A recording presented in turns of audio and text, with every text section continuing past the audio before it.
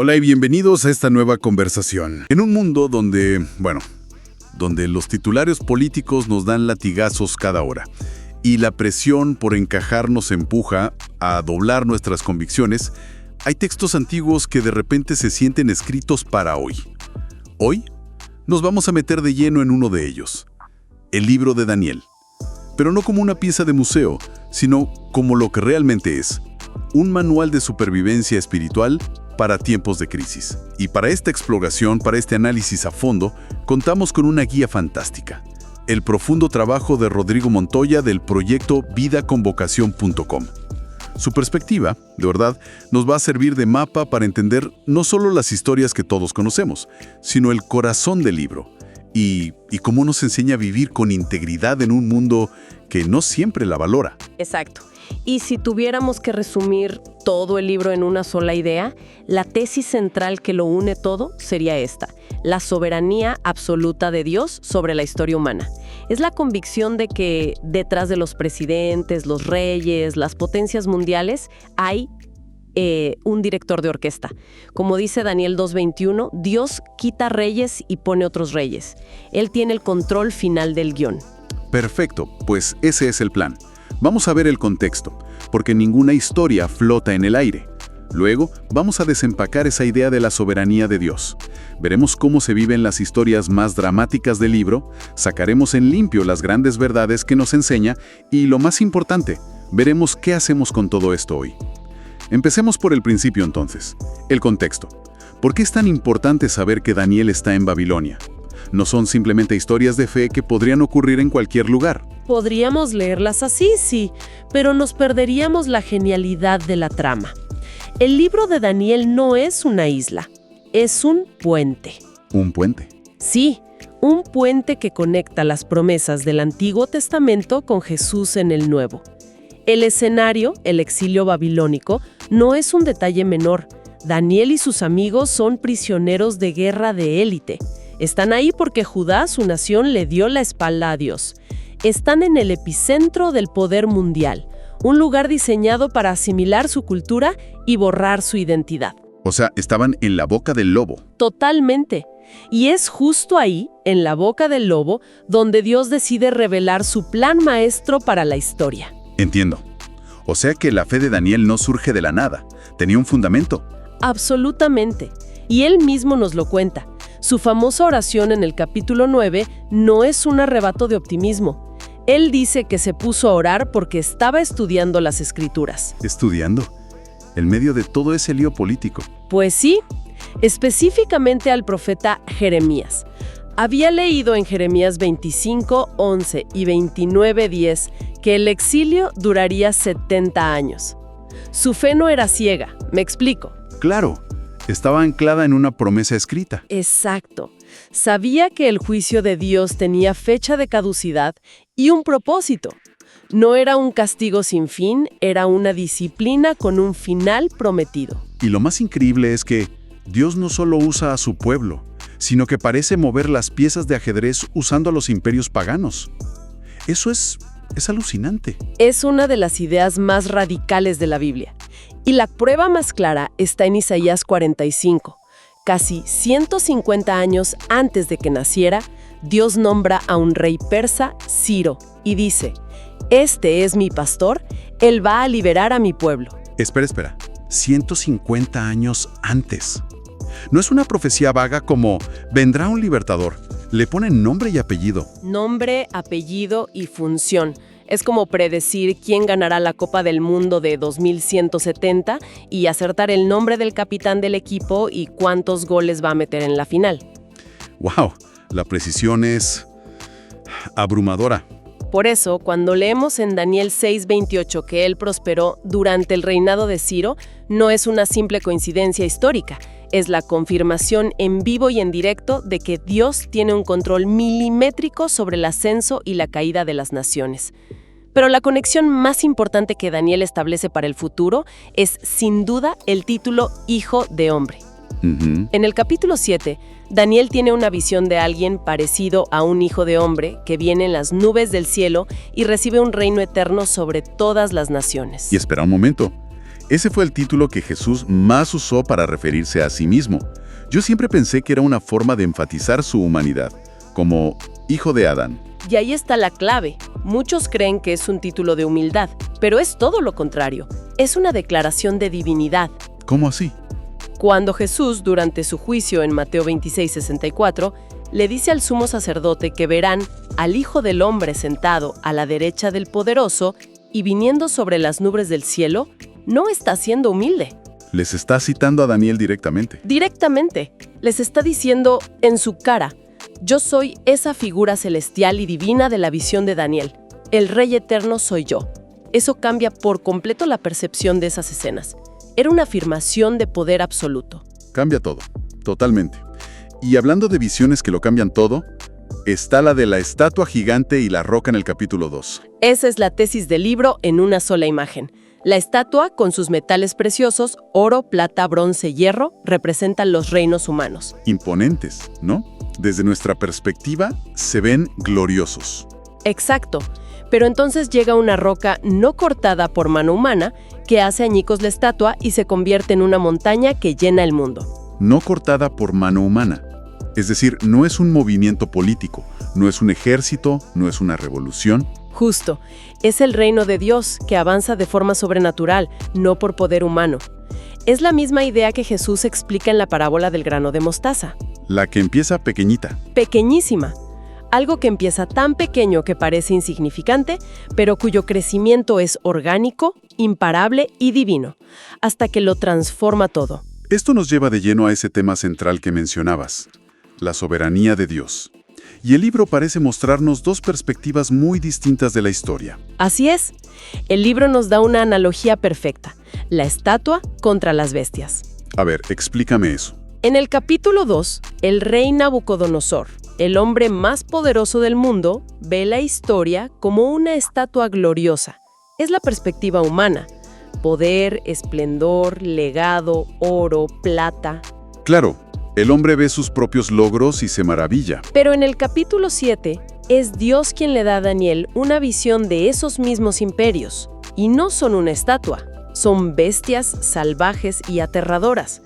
Un león, un oso, un leopardo y una cuarta bestia indescriptible que lo destroza todo. Qué contraste tan brutal. Es como si nosotros viéramos el desfile de los logros humanos, la tecnología, los edificios, pero Dios viera el rastro de violencia y arrogancia que deja cada imperio. Precisamente, el hombre ve majestad. Dios ve la naturaleza rapaz, destructiva y, sobre todo, temporal de los reinos humanos. ¿Y cómo? ¿Cómo podríamos ver eso hoy? La de crisis de la Casa Blanca o de cualquier potencia. Las decisiones se basan en poder militar, proyecciones económicas, alianzas. En datos duros. En datos duros, sí. Pero Daniel nos abre la puerta a la sala de situación celestial y nos muestra que el futuro del mundo no se decide ahí, en esos búnkeres, sino en el trono de un Dios que controla el curso de los sucesos del mundo. Y esa convicción es la que permite a los personajes del libro enfrentarse a ese poder humano sin miedo. Pienso en Sadrach, Mesach y Abednego frente al horno ardiente. Su respuesta es increíble. Es una de las declaraciones de fe más puras de toda la Biblia. Le dicen al rey: nuestro Dios puede librarnos, pero aunque no lo hiciera, que sepa usted que no serviremos a sus dioses. Esa frase, pero aunque no lo hiciera, es el núcleo de todo, ¿verdad? Lo es todo. Su confianza estaba en el poder de Dios, pero su sumisión era a la voluntad de Dios, sin condiciones. Su obediencia no dependía de su propia supervivencia. No era una fe transaccional, no era te obedezco si me salvas. Para nada. Era como un ancla en medio de la tormenta. Pero el ancla no estaba echada en la esperanza de un rescate. Estaba firmemente sujeta a la roca del carácter soberano de Dios, pasara lo que pasara. Y eso les daba una paz. Una paz que el hombre más poderoso del mundo, el rey Nabucodonosor, no podía ni entender ni quebrantar. Entremos en esas historias, empezando por la del sueño en el capítulo 2. Nabucodonosor exige lo imposible, que sus sabios le digan qué soñó y que lo interpreten. El ambiente es de pánico total. Un pánico justificado, porque les iba la vida en ello. Y la reacción de Daniel es clave. No intenta resolverlo con su inteligencia, que la tenía. ¿No qué hace? Lo primero que hace es reunir a sus amigos para orar. Y cuando Dios le da la revelación, se presenta ante el rey y lo primero que dice es: el secreto que el rey demanda, ni sabios ni astrólogos pueden revelarlo, pero hay un Dios en el cielo que revela los secretos. Desvía toda la gloria. No dice, yo lo sé. Exacto. Se quita del medio. El punto no es qué tan listo es Daniel, sino que la verdadera sabiduría es un regalo de Dios que conoce el futuro porque Él lo está escribiendo. Y parece que Nabucodonosor capta algo de ese poder, pero su ego se recupera bastante rápido, ¿no? Porque eso nos lleva directamente a la estatua de oro de 27 metros y al horno de fuego. Es la progresión natural de la soberbia, sí. Y el clímax de esa historia es la reacción del propio rey. Después de arrojar a los 3 jóvenes al fuego, que por cierto calentaron 7 veces más. Una orden casi infantil, ¿no? Más caliente. Hombres desatados, caminando en el fuego sin sufrir daño. Y el cuarto tiene el aspecto de un dios. Es decir, Dios no los saca del problema, sino que se mete con ellos en el problema. Esa es la imagen. Se llama teofanía, una manifestación visible de Dios. Y es una de las promesas más reconfortantes. No siempre nos evitará el fuego, pero promete caminar con nosotros dentro de él. Y la lección sobre la soberbia para Nabucodonosor no termina ahí. El capítulo 4 es su propio testimonio, de su puño y letra. Sí, es fascinante. Lo vemos en la cima del mundo, paseando por su palacio y diciendo: miren qué gran ciudad es Babilonia. La he construido yo con mi gran poder para mi propia gloria. La arrogancia en persona. Y la respuesta divina es instantánea. Es humillado un estado animal viviendo en el campo, comiendo pasto. Su cordura y su reino solo le son devueltos cuando levanta los ojos al cielo y reconoce que el Altísimo gobierna. Es una lección brutal. Y se ha hablado de que esto podría tener una base médica, ¿no? Sí, es interesante. Su condición tiene similitudes con un raro desorden psiquiátrico llamado boantropía clínica, donde la persona cree que es un buey o una vaca. Lo fascinante es cómo Dios puede usar incluso fenómenos que podríamos intentar explicar para cumplir sus propósitos soberanos. ¡Qué increíble! Y uno pensaría que su sucesor habría aprendido algo, pero parece que Belsázar se saltó esa clase. Se la saltó por completo. El capítulo 5 es la arrogancia llevada al extremo. Belsázar organiza una fiesta profanando los vasos sagrados del templo de Jerusalén. Un acto de desafío total. Y lo hace en la misma noche, en el 539 a.C., en que el ejército medo-persa está a las puertas de Babilonia. No puede ser. Sí. Historiadores como Heródoto cuentan que los persas desviaron el río Éufrates que pasaba por debajo de las murallas para poder entrar a la ciudad. Mientras Belsázar brindaba con las copas de Dios, su reino se estaba hundiendo bajo sus pies. Y entonces aparece la famosa escritura en la pared. Un veredicto divino, conciso y aterrador. Daniel lo traduce palabra por palabra. Mene, contado. Dios ha contado los días de tu reino y les ha puesto fin. Uf. Tekel, pesado. Ha sido pesado en la balanza de la justicia y no das la talla. Y Parsín, dividido. Tu reino se divide y se entrega a los medos y persas. Y el juicio es inmediato. Fulminante. El texto dice: esa misma noche fue asesinado Belsázar. Todas estas son historias de confrontación pública. Pero el foso de los leones en el capítulo 6 empieza de otra manera. Empieza con la integridad de Daniel. Es una conspiración política.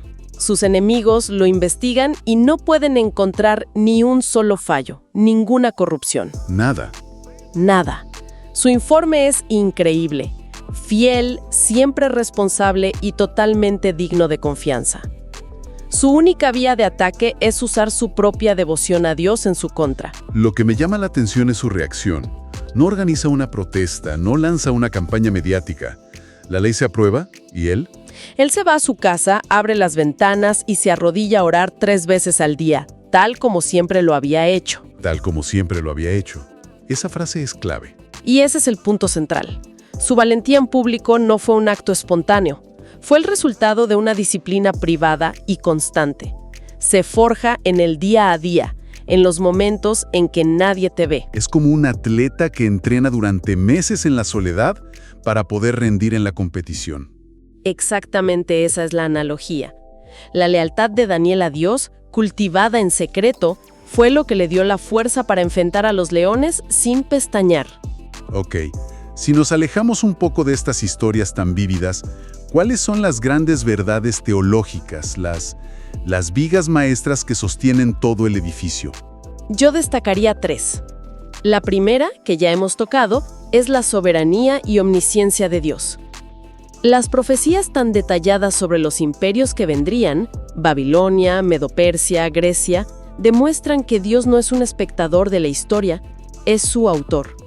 No reacciona a los eventos, los orquesta.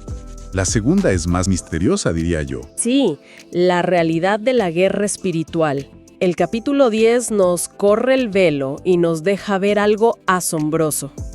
Un ángel le dice a Daniel que su mensaje se retrasó 21 días porque el príncipe del reino de Persia, una fuerza demoníaca, se le opuso.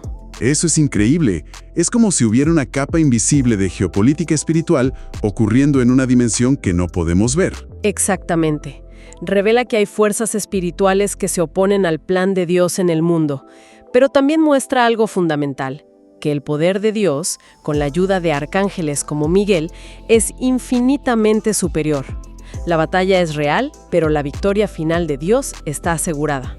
Entiendo. ¿Y la tercera? Y la tercera viga maestra es la esperanza de la resurrección y el juicio final. Daniel no solo ve el ascenso y la caída de los reinos terrenales.